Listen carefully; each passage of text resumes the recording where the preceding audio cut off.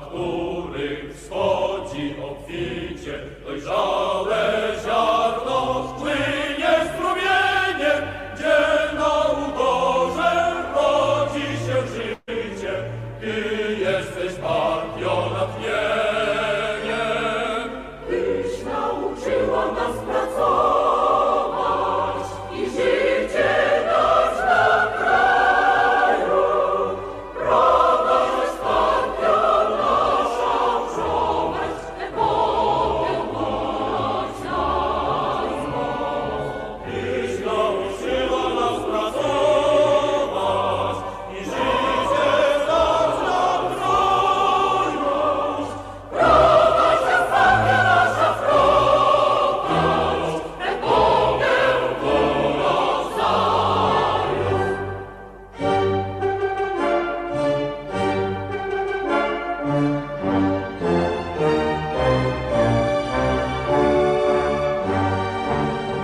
Gdzie dla człowieka, który był ciemny, poety słowo jest dziś promieniem, gdzie plony daje nasz trud codzienny. Ty jesteś partią natchnieniem. Tyś nauczyła nas pracować i życie dać nam kraju. Prawość partią naszą prowadź, epokę mać nas. Tyś nauczyła nas pracować i życie dać nam kraju. Prawość epokę nasza prowadź, epokę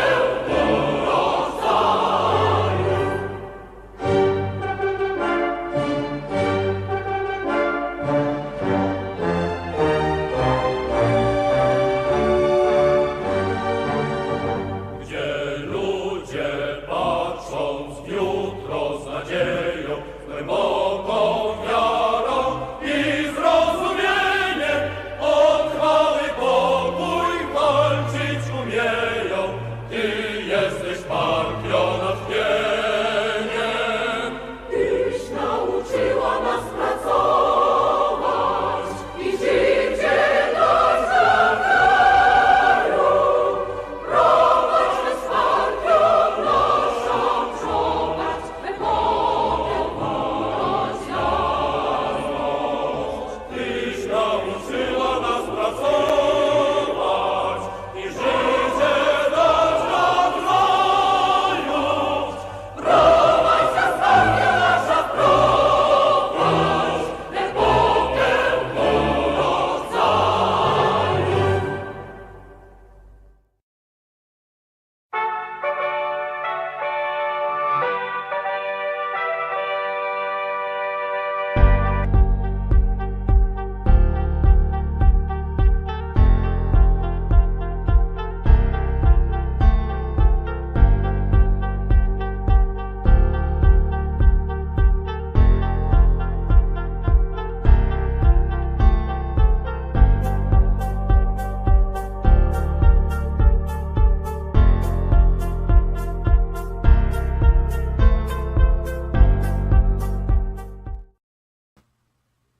Good evening, everybody, and welcome along. It is the evening of the 8th of October 2024, and you join us here for a live stream where we will be doing exactly what it says on the label, which is looking at the common bad Trotskyite takes on West Asia, though you can also expand this to just about any anti-imperialist struggle anywhere in the world. The same bad fit takes will come up. The so-called analysis of the Trotskyites will be around about the same in most instances, whether that's a Trotskyite that comes from the old tradition of the WRP, the Workers' Revolutionary Party, as represented by the World Socialist website, and their sort of eternal switch between points you can almost agree with, and then switching immediately in the next sentence to points that are totally insane, or whether it's the Socialist Party of England and Wales, of which, of course, infamously, I used to be a member, or whether it's the so-called revolutionary, not very communist and not much of a party, the RCP, or whether it's the weekly wanker, the weekly worker, which prints similar Trotskyite diatribes. And again, like taking their cue from their old master, the founder of the tradition, they appear on the surface to be purveyors of very revolutionary critiques, of the ruthless critique of all that exists, to quote a famous phrase. But when you start to dig into it, what you see is something which is divorced from the masses, disconnected from the reality of the actual struggle on the ground in a lot of these countries that are going through an anti-imperialist struggle, and which gets more and more histrionic the more and more you investigate it, and makes demands that are not just divorced from reality, but would be actively harmful to the current struggle to actually try and pursue. And as I've said before, the role of Trotskyism, and Trotskyism only really exists in the West and to a small degree in places like Argentina, very small amount of them in Brazil, tiny numbers of them across the rest of South America. But principally, this is a Western European and North American thing. And that's no accident. It's no accident because they were a big part of the acceptable left that was curated by the British and American states after World War II, the Trotskyite movement. And their job has always been to confuse people, to mislead people with revolutionary sounding phrases away from Marxism, to attack Marxism-Leninism, to attack actually existing socialism non-stop. By the way, current day Maoists in the West perform a very similar role. This ultra-leftist, apparently ultra-revolutionary group who denounce every single existing struggle against US imperialism on the grounds that it's either not revolutionary enough or that it's the pawn of another form of imperialism. Notice that the Trotskyites and the Maoists actually agree on many things now, including that that Russia and China are both imperialist, according to both Trotskyites and Maoists. And this is something which, of course, the Greek Communist Party, which has now become a fake Communist Party, also agree with. So the Trotskyite analysis, so-called, of West Asia is something which is actually quite influential because it's been taken up by or mirrored by a lot of groups that would never call themselves Trotskyite, but which are mirroring the method. Now, we're going to examine the common versions of these, and what this comes down to is a catastrophic failure on a theoretical level to actually understand the importance of the national question. Now, what do we mean by the national question? We mean, in this case, we're talking about the need for national liberation struggles, the objective requirement for them. And this was something that was recognized very early on by Lenin and by Stalin in their works on the national question. They, and Lenin especially, clashed with other members of the RSDLP Bolsheviks. This is prior to the 1917 revolution, especially people like Felix Dzerzhinsky, who would later be a very solid and reliable member of the Central Committee, but who fundamentally disagreed with Lenin on the question of national liberation for Poland. And this was because Dzerzhinsky basically looked at the Polish petty bourgeois nationalists and said, these people are completely hopeless. They're never going to lead the struggle anywhere. They're going to lead Poland into a ditch. Why on earth are we giving any ground to them? And Lenin's response to Dzerzhinsky on that, and to Rosa Luxemburg, who fought similarly, and bear in mind, both Dzerzhinsky and Rosa Luxemburg were Polish in origin, was that, well, it's not just about the petty nationalists in Poland. It's about the fact that there is an unresolved question of sovereignty and independence with regard to Poland. Not just Poland, of course. At the time, this was all of the countries in the prison house of the old Austro-Hungarian Empire. It was also related to Ireland under vicious British colonial occupation, and of course related to the colonial empires of Britain and France in particular. And Lenin's point to Dzerzhinsky and Luxemburg was that unless the communists, as they were to be called soon, were to take up the demand for national independence, then a great number of the masses who might be receptive to the message of communism, the door will be closed to them if, in an oppressed nation, you're not prepared to lead with the idea that national liberation must be obtained, that the sovereignty of Poland must be restored, that the sovereignty of Ireland must be restored, or Czechoslovakia, or those nations that have been occupied by the Ottoman Empire. These were all the questions that were live at the time. So this is a live question to this day, though, because after World War One, you had the breakup of the Austro-Hungarian, the Ottoman empires. You had the partial victory of the Irish War of Independence, though partition and the occupation of the northernmost 6 counties of Ireland remains.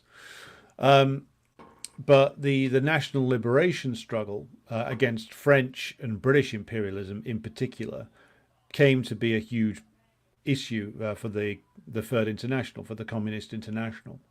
And so this is why both Lenin and then Stalin, who developed this line of thinking after Lenin's death, insisted that the national liberation struggle was going to constitute the first element in any struggle in a nation that was oppressed.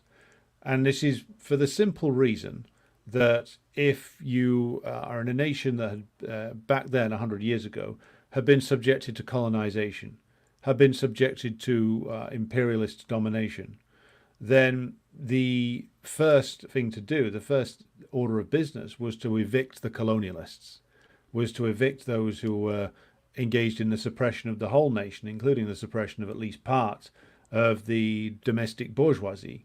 This is why, by the way, the Chinese, in their long struggle against the domination exercised over China by the Western imperialists and then by the Japanese imperialists, had to make deals with multiple forces, most prominently, of course, the Kuomintang, but even when it was led by Chiang Kai-shek, because to use Mao's phrase, the primary contradiction there then is not even the role of the Chinese landlords, it's the oppression dealt out, the very brutal oppression on a par with the Nazis, dealt out to the Chinese people by Japanese imperialism and by, of course, the bureaucrat capitalist collaborators, the Chinese compradors. And so what you need is a unification of all forces in society that can evict the foreign strangle, that can end the foreign stranglehold over China. And this cost the Chinese party numerous militants, thousands and thousands of them, in fact, to Chiang Kai-shek's treachery.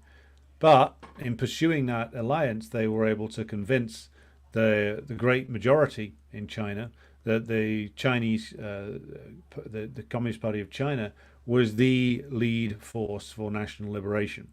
And when they won over many thousands more militants from the Kuomintang to come over directly to the CPC, and won the allegiance of millions more peasants as a result. So this is the background here, and Stalin, in his work, repeatedly emphasized, including to conferences of the Communist Party of the Soviet Union, that even in areas of the world where there was a national bourgeois, i.e. a bourgeois who were opposed to colonialism, then communists should seek to work with them to build a common front to rid the nation of colonialism. And that's because you can't even develop to the point where you can have like a regular class struggle, or it can't even move to the point where the nation can do basic elements of development without evicting the colonials, without evicting the colonizer.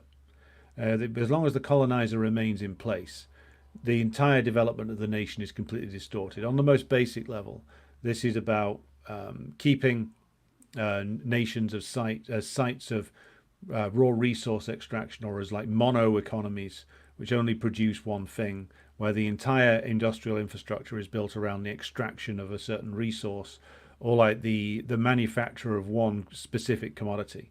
It creates totally unbalanced, distorted societies on the economic level, and then on the level of culture, it as Frantz Fanon outlines, it creates a distorted culture where the values of the colonizer are elevated above the values of the colonized population, where you end up with an intellectual elite which is essentially has its mind colonized, where you have the doctrine of civilization or racial supremacy drummed into the subjugated people's heads.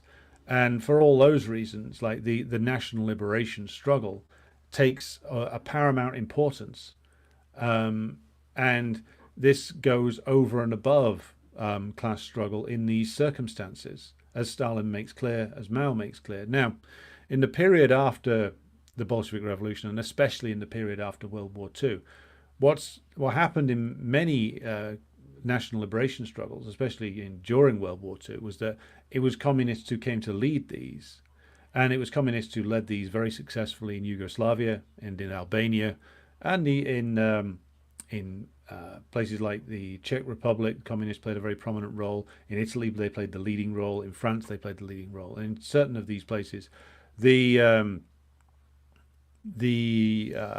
whole question of the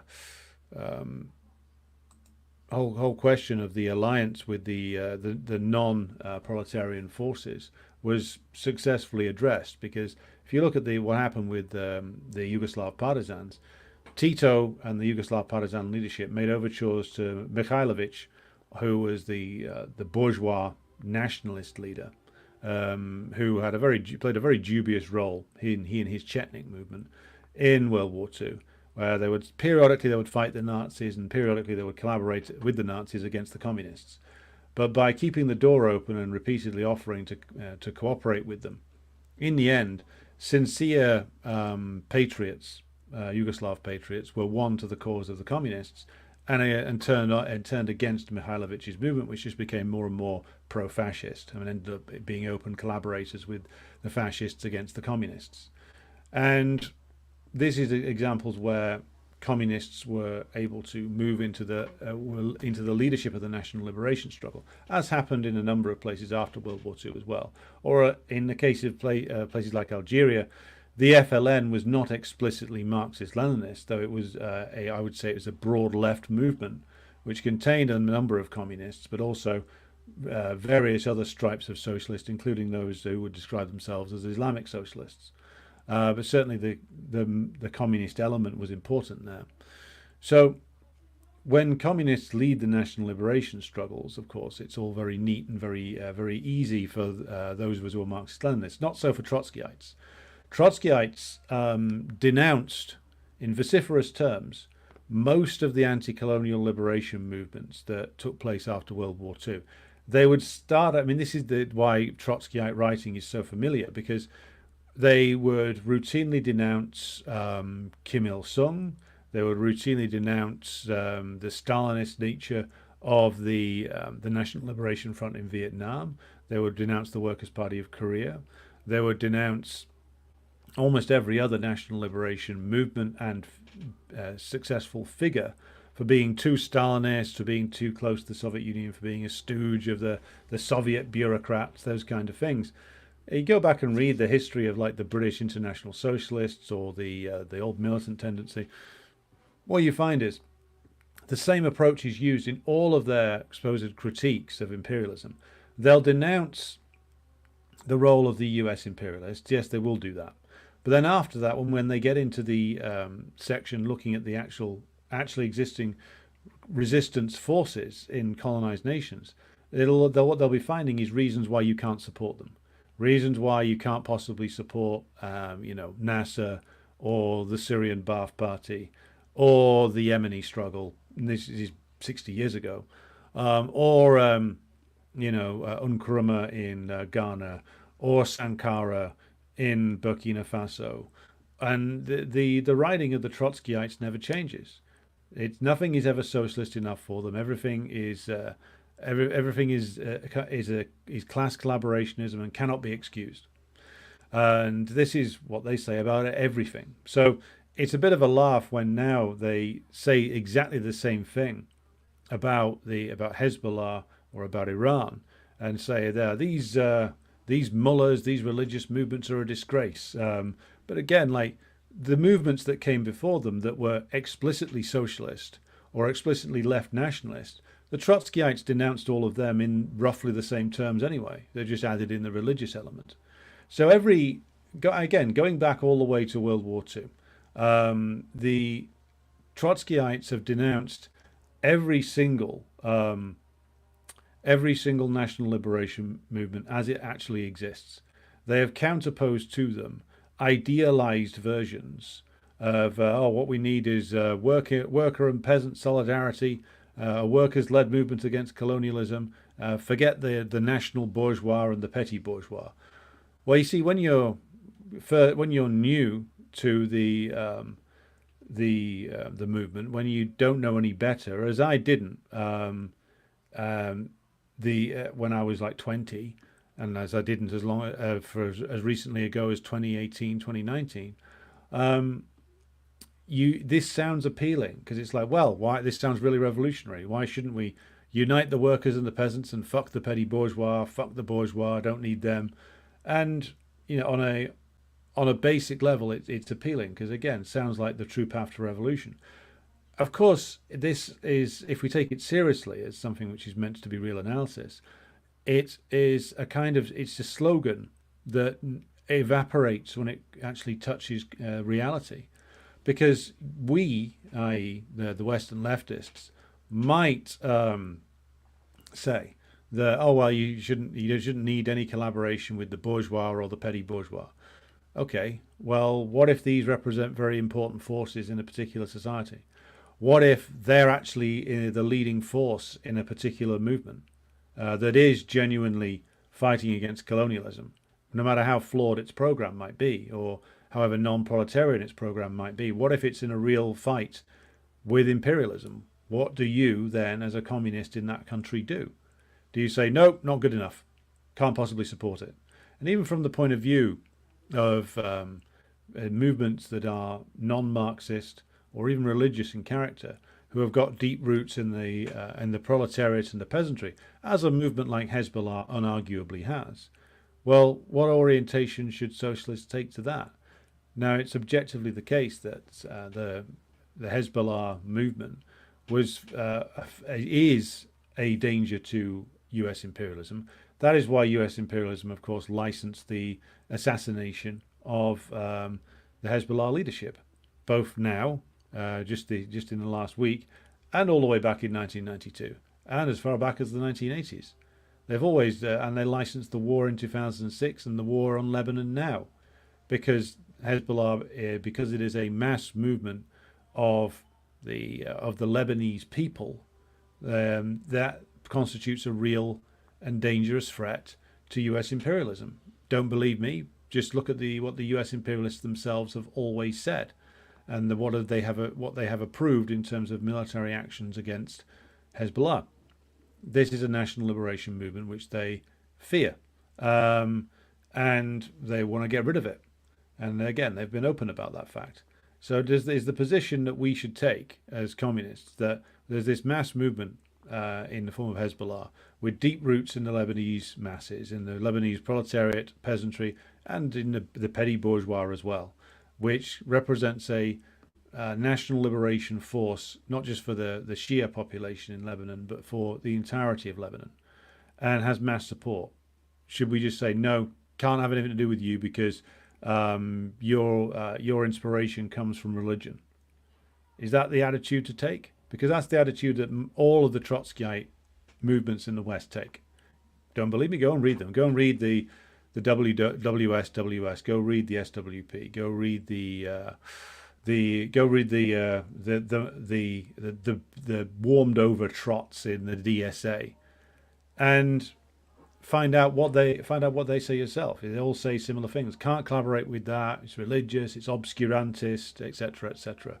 Clearly, demonstrating that they know exceedingly little about Hezbollah and its history and what its actual belief system is and what role it plays in Lebanon. And just to say, as the Trotskyites do, that they say two things. One, that it can't be supported because it's Islamic, and therefore it's automatically oppressive. Two, that it's a tool of the Lebanese bourgeoisie, and it can't be trusted to wage a real national liberation struggle, which is a real joke when you consider how long Hezbollah fighters have been fighting US imperialism, because that's what Israel is. It's US imperialism with just a different uniform, a different badge on its uniform. They've been fighting successful wars against them for over 40 years, and apparently this isn't real enough. This isn't good enough for the Trotskyites sitting in a comfortable academic job in the West. This is the dull-witted nature of Western Marxism. And you go back and you look at the interviews with Hassan Nasrallah when he's talking about relations with communists, and he's saying, well, we're always open to it.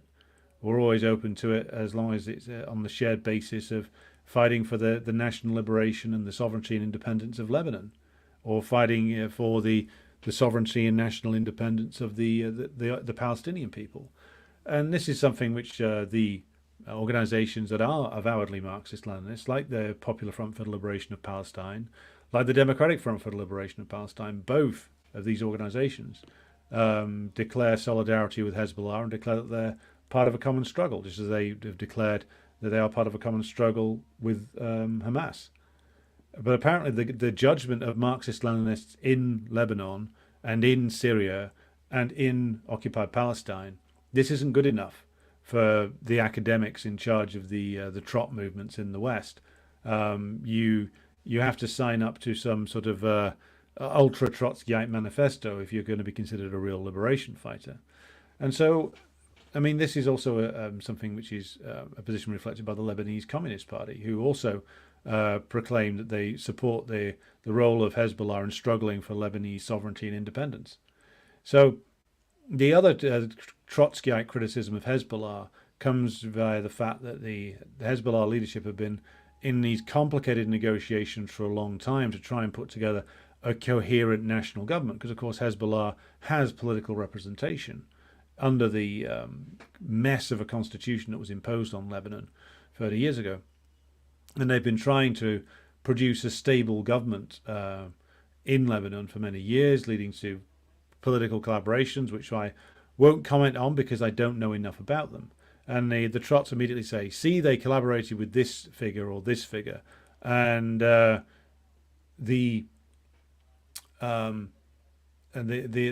demand always is that, well, you can't possibly support Hezbollah because they've collaborated with bourgeois political forces.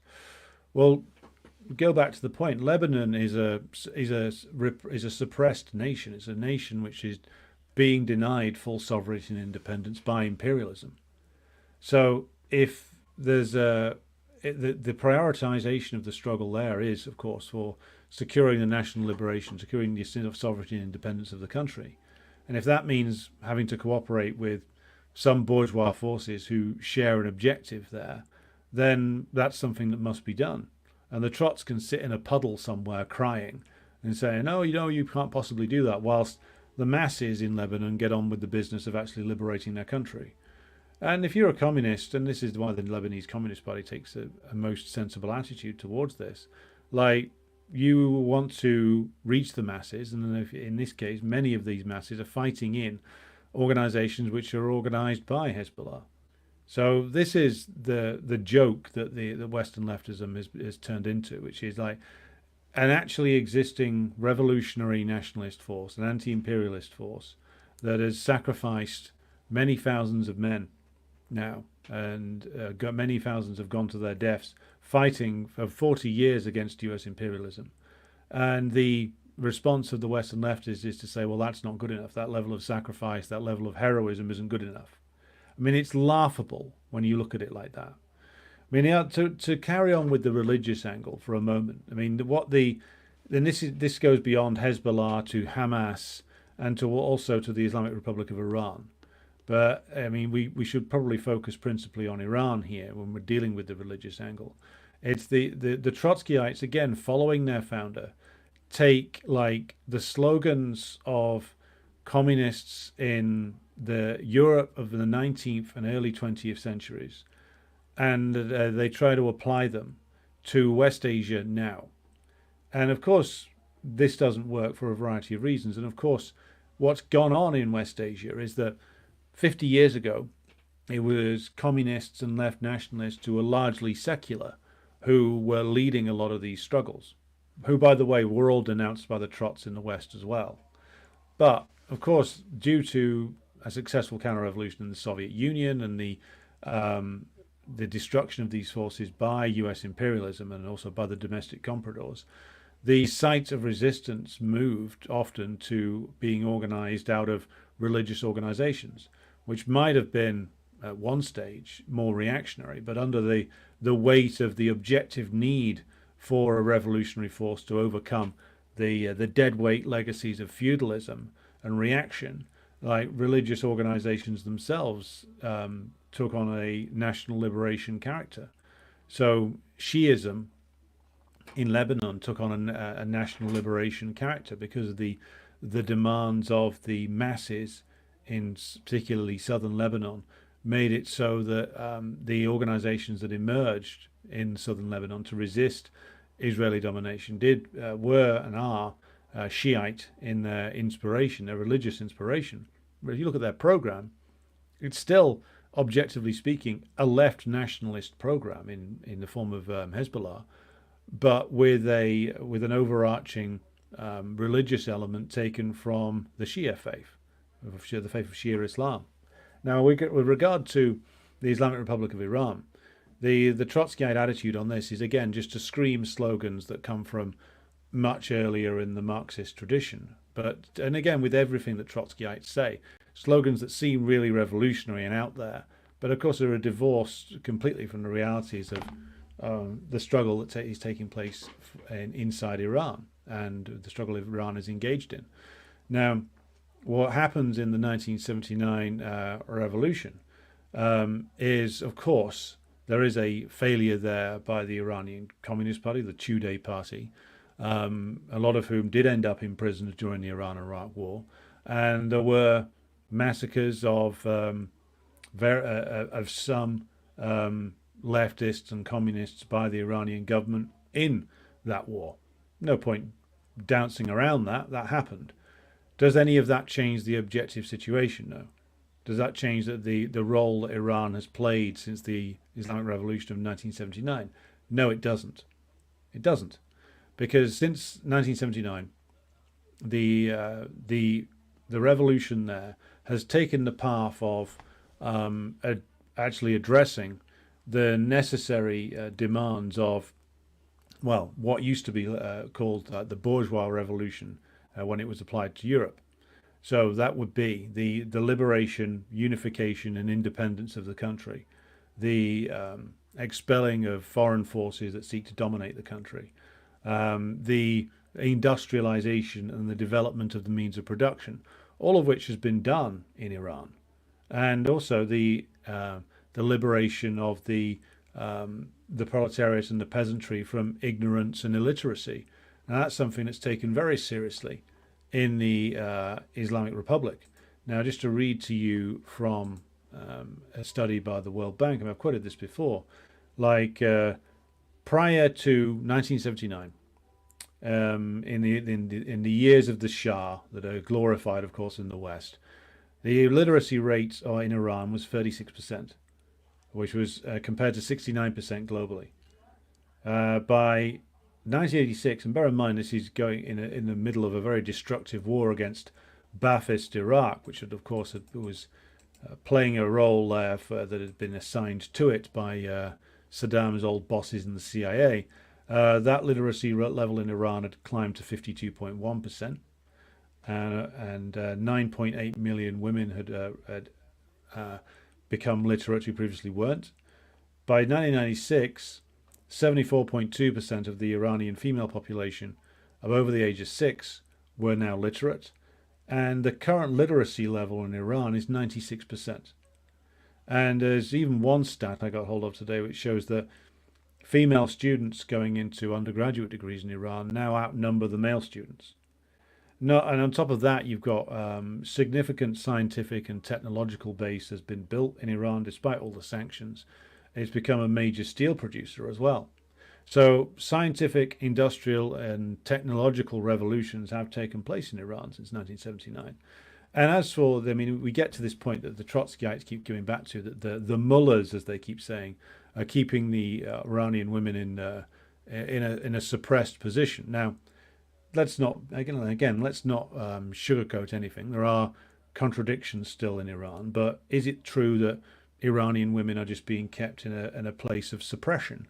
And the answer is, of course, no.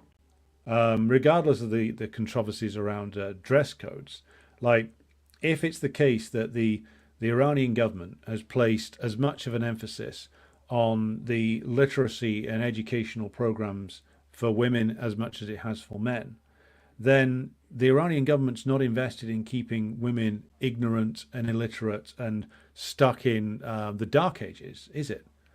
If it's placed that much emphasis on literacy and wider education for women, then it can't be the case that they're some sort of like Wahhabist or type or like Taliban type reactionaries. That's just simply not the case with Iran. Admittedly, yes, there's contradictions there, but with regard to the life quality of women in Iran, it's immeasurably improved now from where it was in 1979, even with the contradictions that still exist in Iran. So you can't argue that women are just simply suppressed. It's just simply not the case. You don't, if you want to suppress a population or part of your population, you don't educate them to university level. You don't even want them to be literate. That's what the Shah was doing. The Shah didn't want the proletariat or the peasantry to be literate at all. The Iranian government since 1979 has got a record on literacy and education, which actually rivals the socialist governments of the post-war era.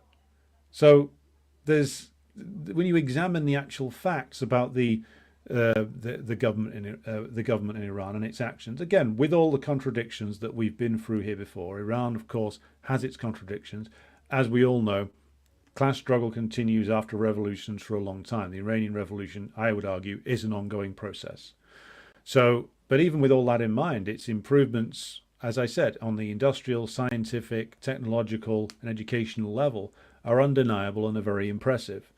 I mean, you compare that to like it's the neighboring countries, for instance, particularly the Gulf monarchies, the Gulf tyrannies, like they're not only, I mean, Saudi Arabia, for instance, not only do you have a incredibly unbalanced development there, you also have one that did genuinely try to keep women literally in the dark for decades, and yet, of course, nobody ever really had a problem with that from the bourgeois in the West.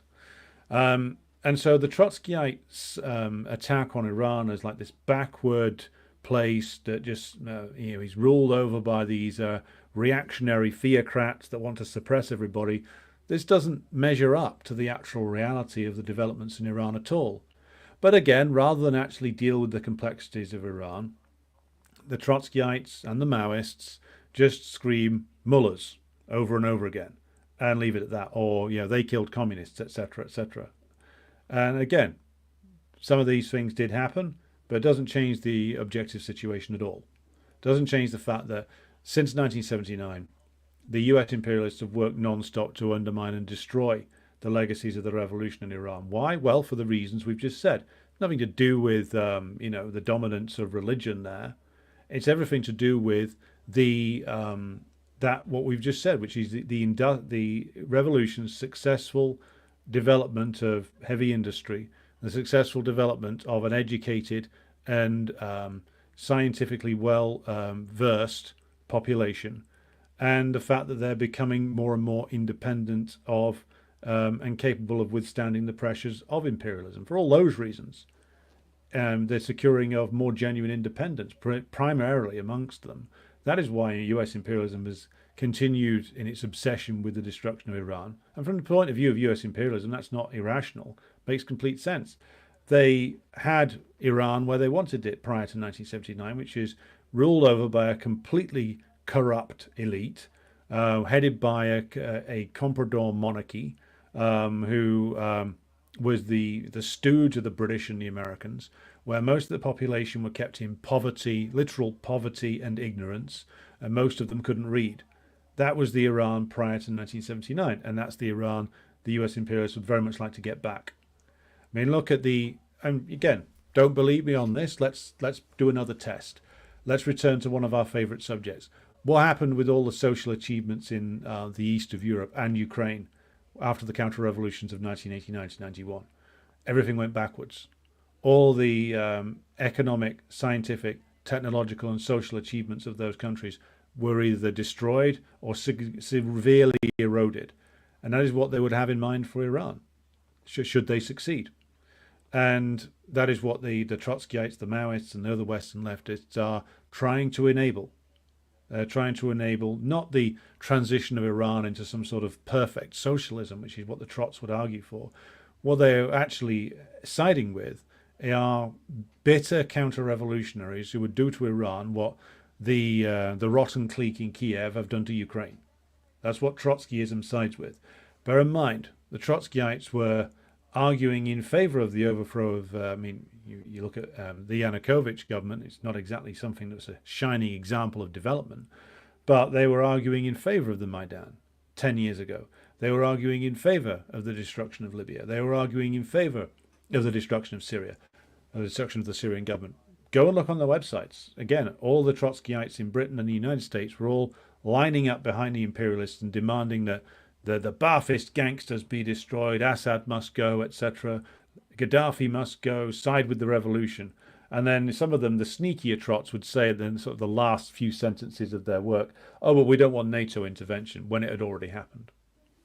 So again, we spent some time talking about the Iranian situation there, but I think that it sums up all the problems with like Western leftism when it comes to the current developments in West Asia, where you have religious movements or religiously inspired movements and countries, in fact, leading a struggle against US imperialism, which is undeniably what is going on now. You get like ridiculous claims like was recently published in the Weekly Wanker, that the mullahs have walked into Netanyahu's trap. And they say, and the article said, as most experts agree. I mean, that's like something the BBC would write. Who are these experts? Like, the one who's trapped is actually Netanyahu. The one who can't get out, except maybe on an escape plane to his son's villa in Florida, is Netanyahu. The Iranians, whilst dealing, again, as I said, with contradictions of their own, have unified around the lead given to them by, Khamenei, the leader of the Islamic Revolution, and have consistently, since 1979, supported the principle of liberation for the occupied Palestine and also for the sovereignty and independence of Lebanon. And they, of course, put their money their lives where their commitments were, verbal commitments were, when it came to defending the sovereignty and independence of Syria. And again, we make no excuses for, shall we say, the distinctly dodgy history of the Syrian Ba'ath Party, but let's deal with the realities here. The reason why the US imperialists are trying to take out the Syrian Ba'ath Party is because it was a force and remains a force that was fighting for Syrian independence and sovereignty. However imperfect that may be, but that's the reason why that they were seeking to destroy it. And the thing that the Trots can't deal with, because they don't, fundamentally, I think they don't understand imperialism. Some of them just don't care.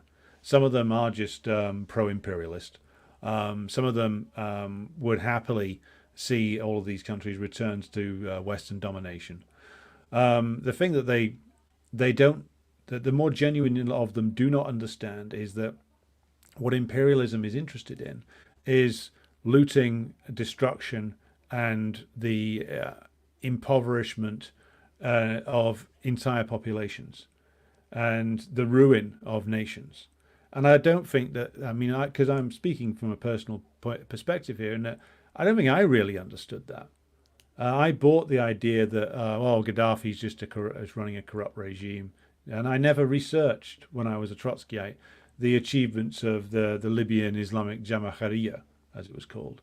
I never researched the achievements of Ba'athist rule in Syria, or even, to be fair, with all the dodgy history of Ba'athism in Iraq, there were certain achievements there that the US imperialists were very keen to destroy as well. Again, anything that took those countries towards real sovereignty and independence and with the capability of resisting the demands of imperialism, all of that had to be destroyed, just as it was in Eastern Europe, just as it nearly was completely in Russia. And we keep coming back to the same thing again because too many Western leftists don't understand this, deliberately don't understand it, or proclaim that they do not. So we've dealt there with some of this, and like to turn back to the liberation and religion question. Like, why is it that the slogans of the French Revolution aren't relevant when it comes to discussing modern day West Asia? Well, you might say that's a rather obvious question, but apparently some people need this lesson. Trotsky himself never stepped out of, and again we can debate the reasons why, the extreme anti-clericalism of like the sort of high period Jacobins. Now again, I've made it clear that I think that compromises with clericalism like the Russian Communist Party has engaged in, to my mind, goes too far, but that's a matter for them to decide.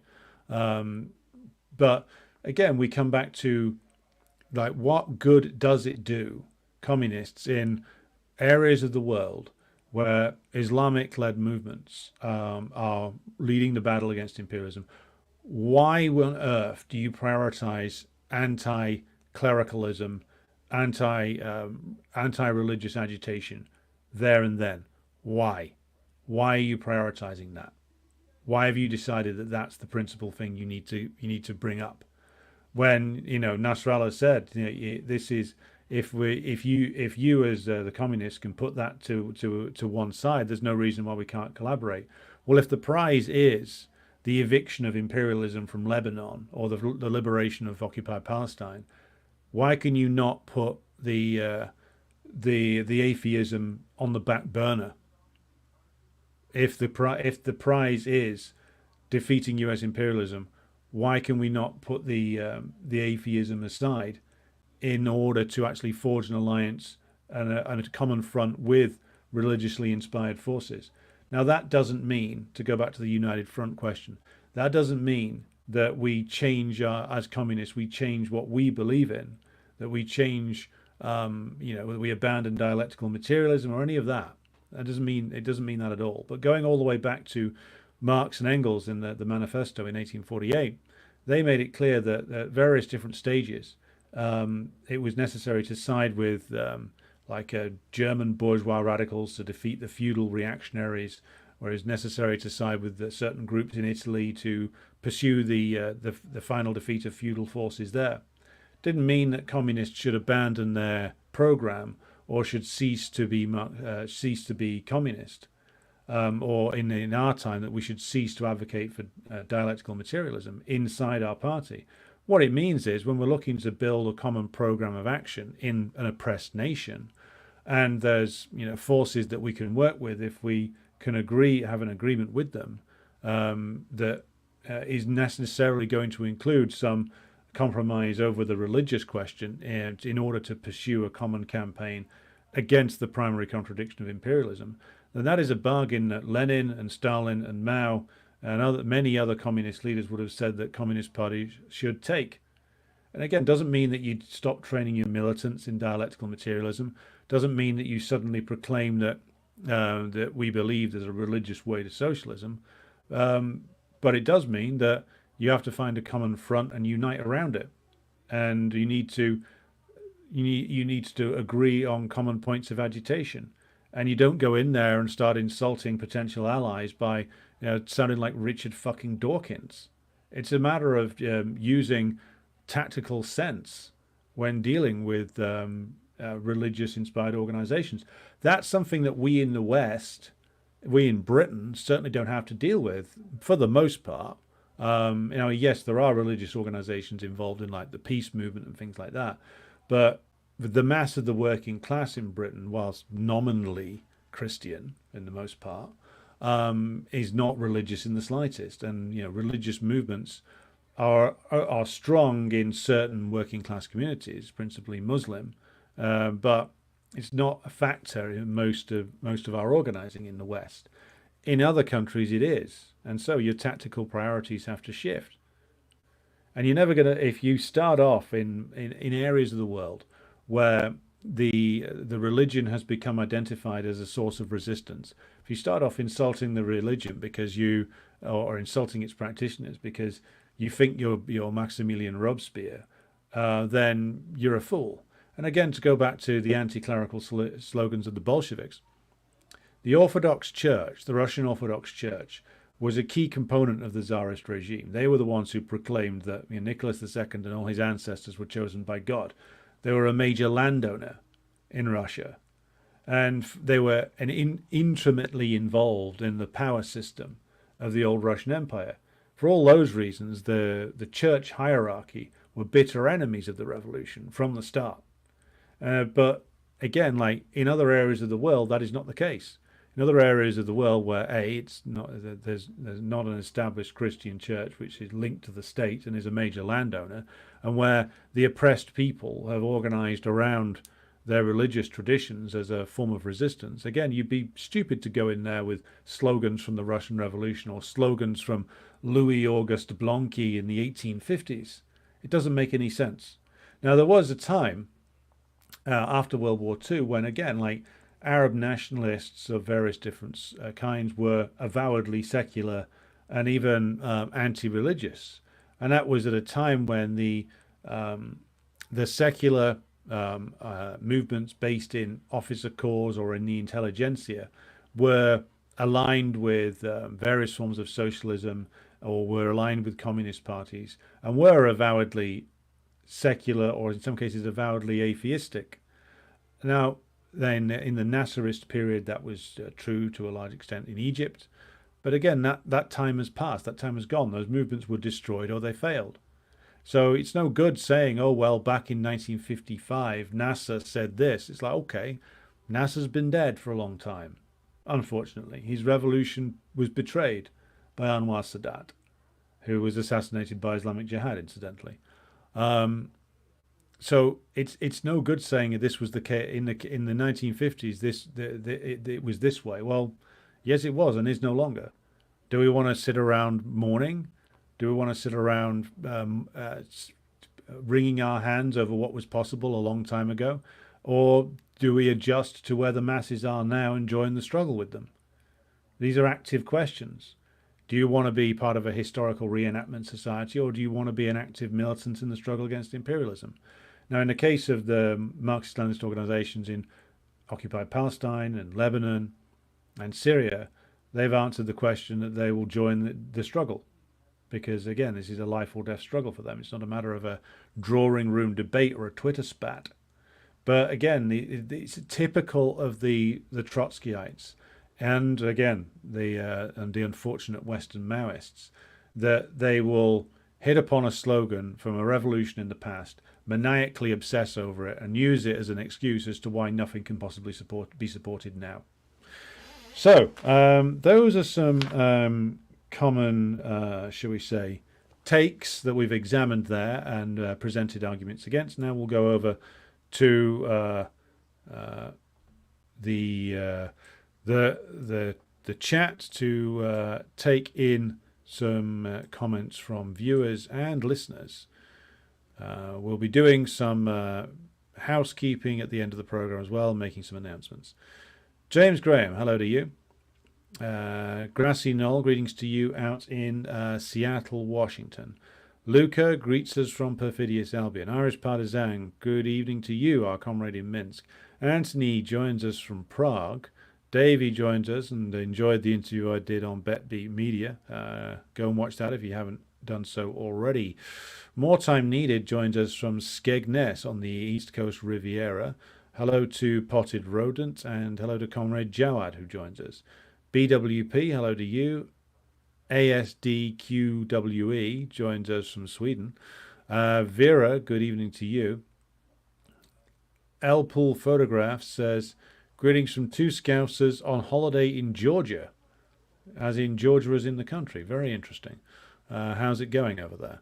Kevin, hello to you over in the Irish Republic. Jerry, greetings to you in Hampshire. Otis says, a very good evening, comrades, from a very sodden, wet northeast, perfidious Albion. Indeed. Hello to Marius, who joins us. Good evening to Albert and to Svetlana in Moscow. And we've also got Victor the Van with us. Aziz, hello to you. Abtin, greetings to you. Nehat, hello to you. Albert says, Trot's views line up exactly with NATO. Yes, they always did. David King, good evening to you. Arcane Eclectic says, Mexico. Is that where you're based, comrade? Tim Gray, hello to you and good evening. Marius says, Maoists are identical in function, just with different aesthetics. True. Matt Volmer says, bad empanada is a Trot Maoist with crappy takes. I've heard the name, never watched any of the content. Glad you're enjoying the show, Matt. Hello to Peter, who joins us from the rain-soaked Septic Isle. Good evening to T.G. Wilson. Morgan says, Trotskyites are the most difficult of all because their politics aren't generally based on self-interest but on political theory without ever studying theory. The result is an absence of humility and the very strong presence of complete stupidity. Yes. Scott M., good evening, and good evening to Will Johnson and to Comrade Ian Foster. Jawad says, is there a difference between older Maoists, 60s to early 70s, and to the Maoists of the present? I'd say Maoism as it is constituted, especially in the West. Now bear in mind, I'm drawing a distinction here between like Maoists in the West and the East. Like some Maoist movements in the East, like in Nepal or in the Philippines, are serious organizations and serious operations that have led successful struggles. So therefore must be regarded differently than the daft students in France or Britain. Maoism's always had a number of fundamental problems, though. One of which is the very incorrect theory of social imperialism when applied to the Soviet Union. And also now they apply it to modern China. And that's a fault that goes all the way back to mistakes made in the early period of the Cultural Revolution itself, which, as I've said before, is a period with a lot of achievements, but also quite a number of flaws. And that was one of them. So it's always produced, all forms of Maoism have always produced some very flawed theory. The theory of social imperialism is one of these. And again, this wasn't just them. The Albanians took this flawed theory up as well, and it was a big mistake. The older ones might have been a bit more serious, but I think Maoism in the West now is just a joke. But again, I would say especially in the West, it always had very big flaws in its makeup. To answer Jawad's question, well,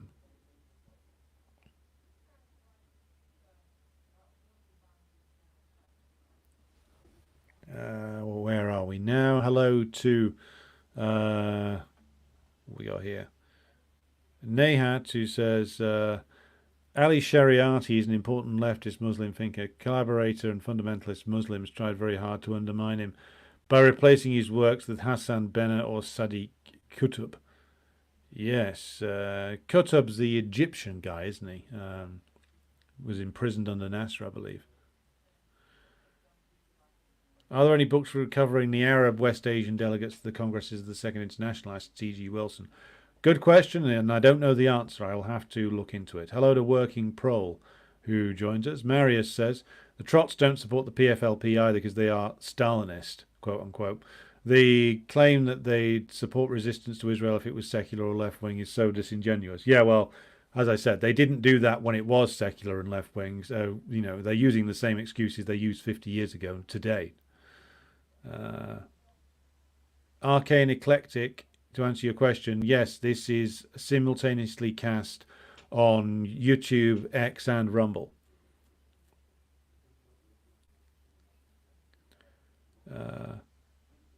From T.G. Wilson says, from Anahan newspaper, 21st of February 1973.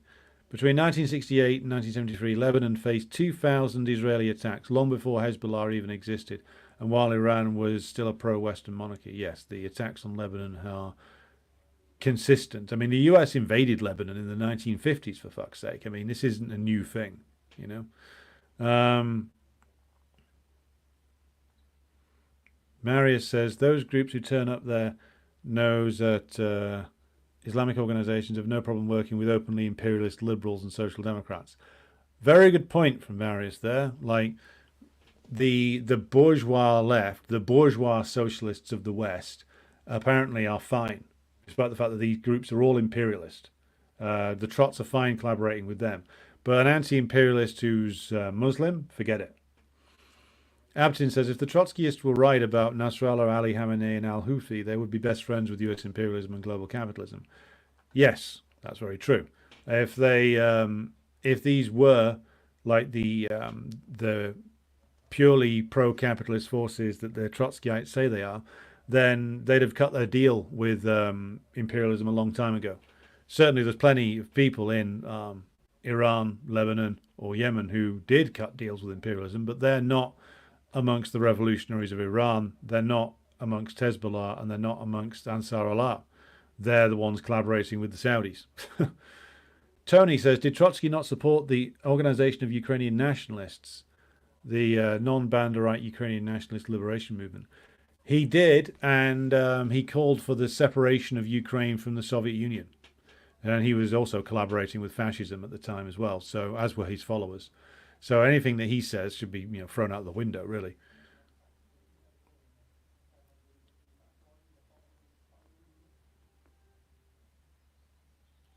Nayat says, anybody interested in the Turkish secular left should read Attila Ilhan. He has a series called Which West, Which Left, etc. Though I highly doubt they have translated into English. Interesting point.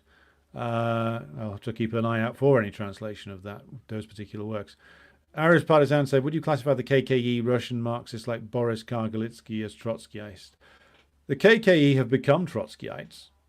I mean, if your analysis is now, which is what the KKE is that Russia is an imperialist power, and I haven't read their stuff extensively on China, but I think they make they make a similar point about China.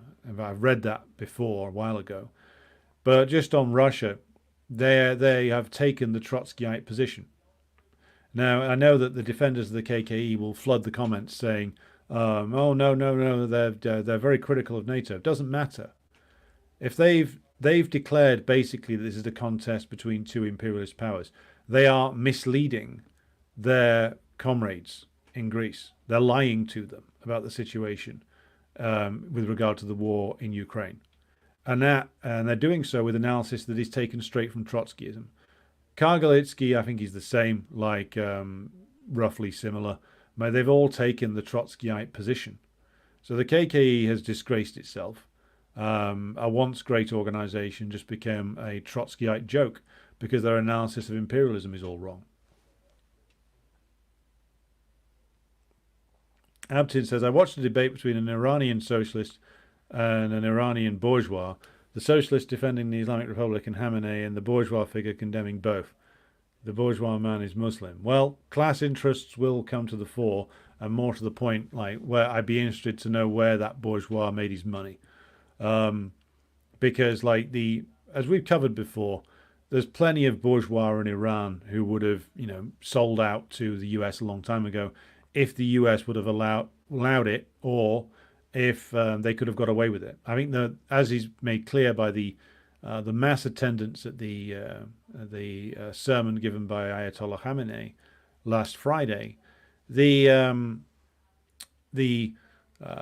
masses in the Islamic Republic are firmly aligned behind the stance taken against U.S. imperialism. And again, the Islamic Republic's revolutionary process is ongoing, hasn't reached its conclusion yet. Might not for quite some time. But again, not only are the achievements undeniable, but these are achievements which were not down to the Iranian bourgeois. I don't think. The Iranian bourgeois wouldn't have been too interested in reality in all of the educational achievements that the Islamic Republic has managed to attain. However, it must be said that it is the Iranian masses to whom those achievements belong.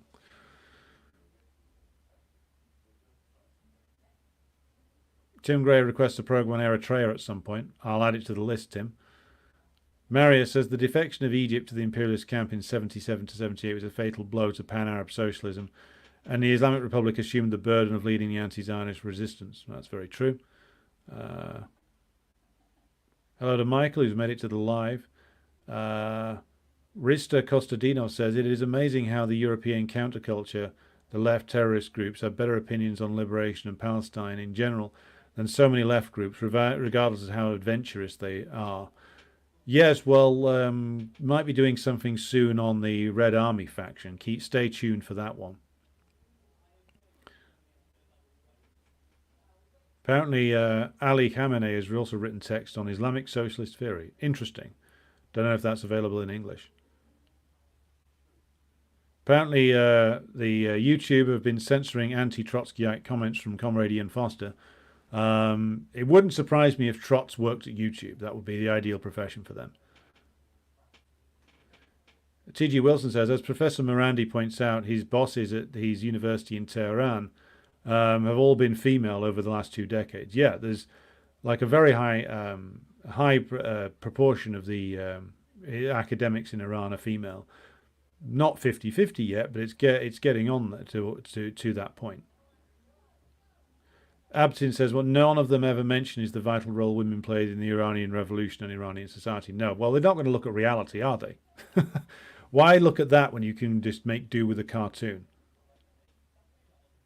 Mark Delbrook Jones says, so you have to ask what the Trotskyites actually want. Good question. Are they just a red herring for the socialist movement? Yes. As Stalin once said, Trotskyism went from being a trend in the revolutionary movement in the early 1920s, however mistaken, to being an active agent of imperialism in the later 20s and into the 30s, and part of a curated left by the imperialists, so a pro-imperialist left that appeared very radical in the post-war period. That's what Trotskyism is. It's a tool in the hand of the ruling class.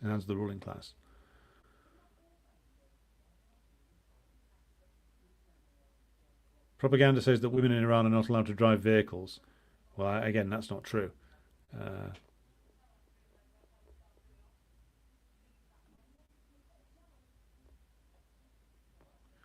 Judy says, I would love an honest review of literacy rates in the West, especially among young children. Yeah, I mean, I think literacy rates in Britain, they're certainly not getting any better. I mean, there's now complaints from even elite universities that, like, students can't read long books because their concentration level's crap, because the level of education is declining. Albert says, I read an article in the Morning Star about Iran, same old crap about Iran hanging women for not wearing a scarf. So I noticed they never criticized Saudi Arabia. Oh, they probably do, but in the usual liberal terms. I mean, the Morning Star is just a social democratic pro-Labour Party fucking rag. Why bother, except for comedy value. And red salute to the actions of Abtin's mother in the Iranian Revolution, by the way, and to indeed everybody who fought against the vicious U.S. stooge regime of the Shah and his Savak. T.G. Wilson says, remember RFK Jr. Going on about women having to wear the hijab in Iran. Yeah, that guy's a fucking moron. I mean, just on RFK Jr., Whitney Webb made a really good point in a post on her Twitter account today, basically saying that RFK Jr. is performing the same role for Trump that Bernie Sanders did for Hillary Clinton. And Bernie Sanders is doing for Kamala Harris, in actual fact, which is RFK is going around talking about policies that he stood on and using the credibility he gained from his critiques of Fauci and the vaccine rollout. He's going around lending that credibility to Trump who doesn't stand for any of the things he's talking about, but is making it look as if he does by going before audiences saying, we're gonna hold Fauci to account for the times of the vaccine. When, of course, Trump is still boasting about Operation Warp Speed, which was just a massive fucking profit boost for the pharmaceutical industry. So, like, RFK Jr. is a fucking bullshit artist. Like, even before we get to his like pro-imperialist ravings, though he did honestly sum up the role of Israel. That should be stated. It's that's an aircraft carrier for us on land, you know. But it's again, it's a completely deceptive game he's playing, and Whitney Webb's post was entirely correct about him.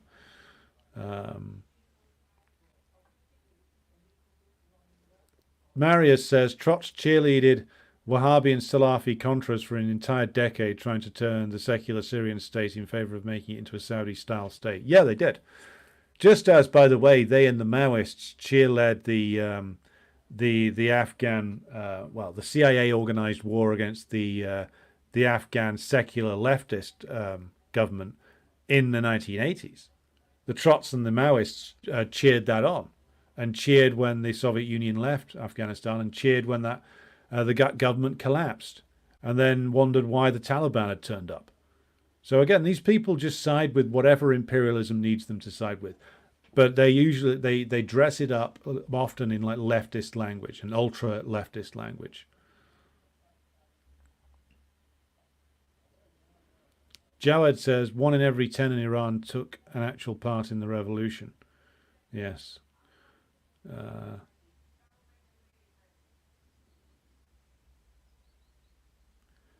T.G. Wilson says American academic David Welch wrote The Lion of Damascus Praising Assad, a book you are not meant to discuss in the West. Oh, that's an actual book title. I didn't realize that. I'm just going to write that down. Make sure I look it up after we are done here. Ian Foster says Trots are funded and promoted by imperialists and have been since the Congress for Cultural Freedom. Hence, they loyally serve imperialism by leading potential communists down a blind alley. Good point.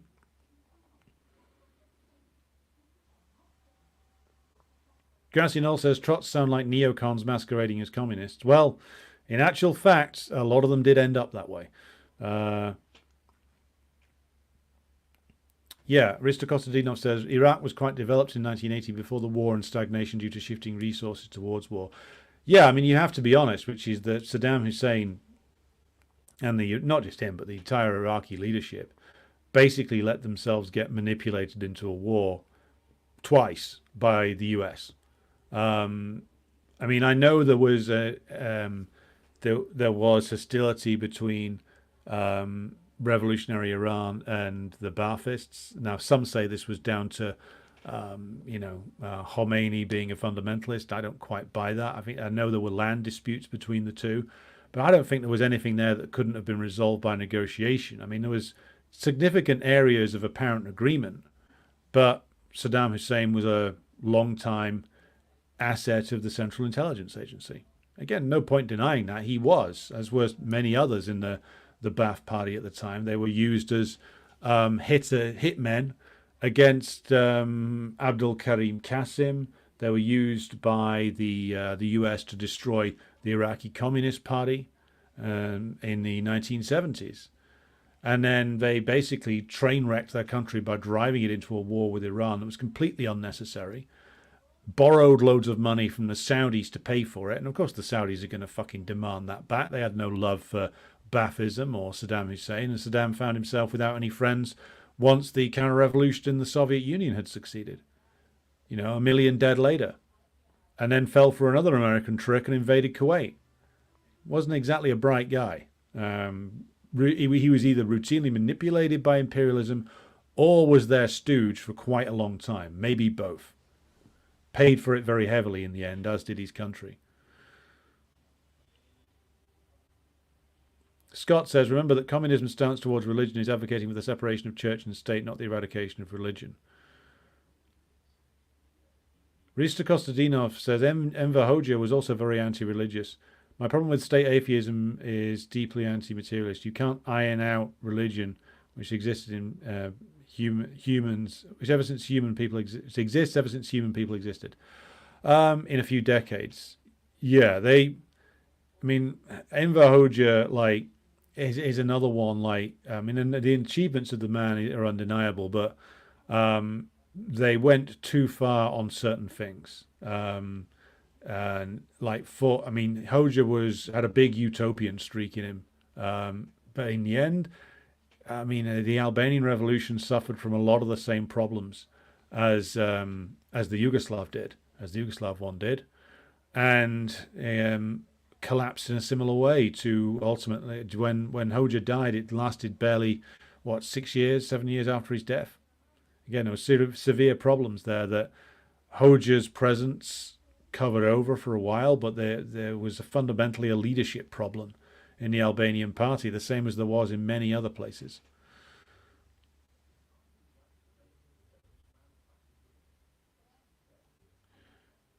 Dmitry Chenish says, dialectical materialism is what makes you understand the priorities of contradictions. The imperialism of the first contradiction is the first contradiction, and the first enemy of the emancipation of humanity, not religion. Well, you can't. That's very true, but of course the Trotskyites and certain Maoists don't look at it that way.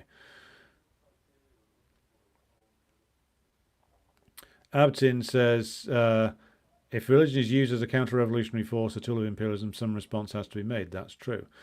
T.G. Wilson says, Marx's approach to religion helps to illustrate an important methodological difference between traditional ideology critique and materialist ideology theory. Yes.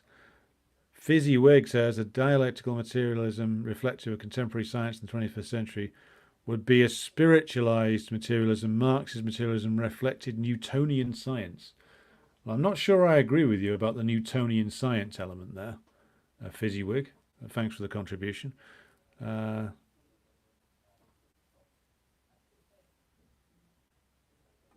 Just scrolling through. Rista Kostadinov says, in Hungary, the Catholic Church was very bitter when the communists took the education system from them, and of course, a large amount of land. The Archbishop conspired with the West, trying to get the Austrian monarch back. Yeah, I mean, when you've got a situation like that, where the religious hierarchy is openly conspiring with fascism and foreign intervention, then yes, those conspiracies should be suppressed.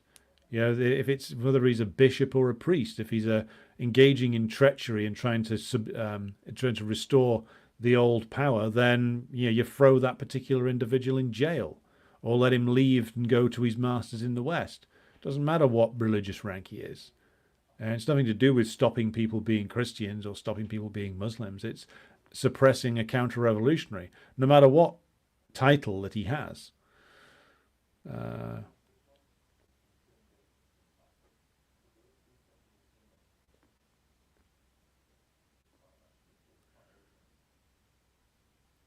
Just going through some more contributions there. Dan Deasy asks, could I explain at some point Trotsky's theory of revolution with regard to its permanence? I've talked about it before. If you go back in the archive and look at the program entitled From Trotskyism to Marxist-Leninism, there's at least 2 of those that I did on this channel. You can find a lot of those arguments outlined in those. Would I have an interview with Isco Lat about the Baltics? Yes, I would. I will, to answer Edward's question. I'll just write down that to remind myself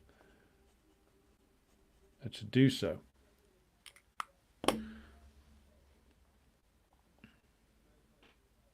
Have I read the latest statements from Shahid Bolson? Yeah, Shahid Bolson is an employee of the United Arab Emirates.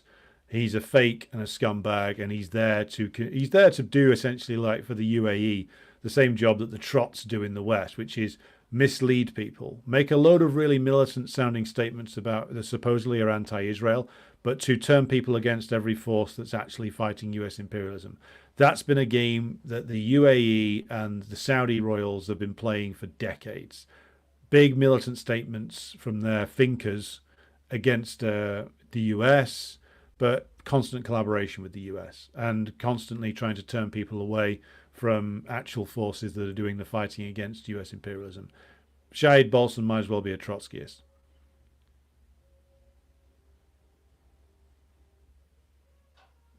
I'm reading some strange ideas floating around Western leftist discussions about the West abandoning the fight in West Asia because the world is moving away from oil. Well, it doesn't look like they are.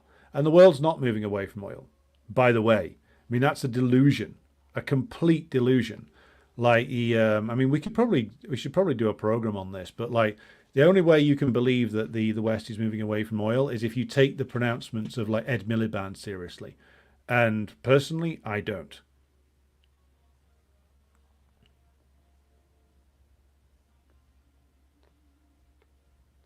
Agricola Urbana said one must read the outrageous statements Trotsky made from exile in Mexico, outright calling for the US to go and destroy the USSR. Yeah, well, he had already been collaborating with the Nazis, so why not also collaborate with the US imperialists?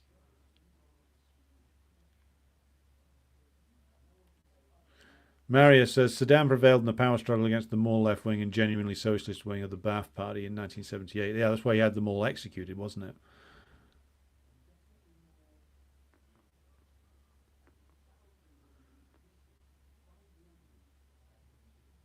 Hello to Sid, who has joined us.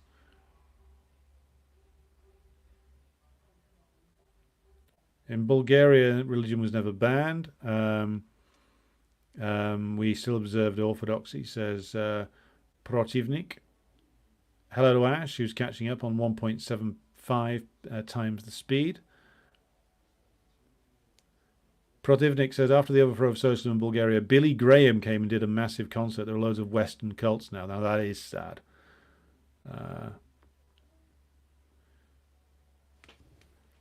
During socialism, Western cults were banned. Scientology, Jehovah's Witnesses, Moonies, Mormons, etc. Well, yeah, that's completely sensible, considering that those would all be, and have proven to be, religious movements that are also riddled with intelligence assets.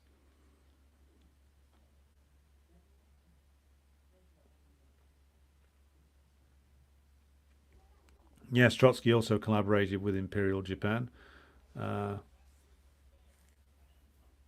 Gleb says, is Saddam to blame for the Iran-Iraq war?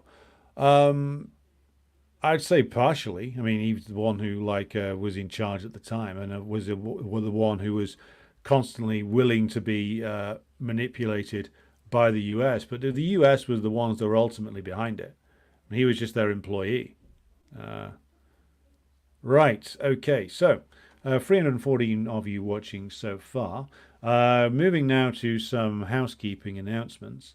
There's a new feature that I'm going to make use of on Patreon, which is all about it enables me to do a sort of call-in radio show. So I'm going to be doing that for subscribers, an experimental version of that tomorrow at 2 p.m. And that we'll see how that goes. I'm going to be making some announcements about future programs that we're going to do on there. Going to be also doing the next part of our World War II series, probably on Monday of next week, as I'm on the road this weekend. So keep an eye out for that. We've got a show on the ownership of Ukrainian land coming up tomorrow.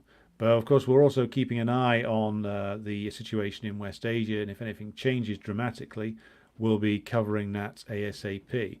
All right, so I'm going to draw things to a close for this evening. Thanks to all 317 of you who are watching. Be sure to like and share the stream if you haven't done so already. And thanks to everybody who supports the show on Patreon and Buy Me a Coffee. I'll be back again with you at the same time tomorrow. But until then, thanks for watching, and now back to your musical outro.